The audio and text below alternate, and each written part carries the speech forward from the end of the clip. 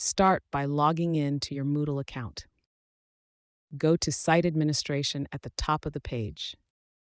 Head to the Plugins section. Scroll down the activity modules to find the option labeled Manage Tools. This is where we'll begin the process of integration. But first, let's head to the AppSecEngineer platform. Click the Admin Panel dropdown. Go to the Integrations section. This is where you'll find all the URLs required for integrations with external systems and APIs. Scroll down to the LTAS Setup section and copy the URL under Dynamic Registration. Head back to Moodle and paste the URL into this field, then click Add LTI Advantage. AppSecEngineer will appear as a new tool here. Click Activate. Go back to your Moodle homepage. Click the Edit Mode toggle to enable it.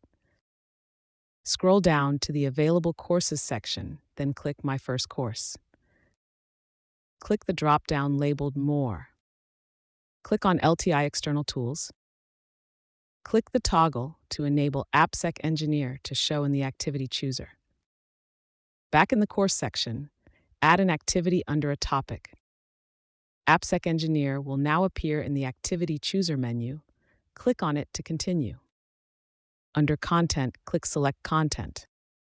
You might notice a slightly different UI on your end, but the steps are still the same. Select your lab or video of choice. Once you've added the lab and entered some optional details, finish by clicking Save and Display. Your users will now be able to access AppSecEngineer labs and videos directly from Moodle.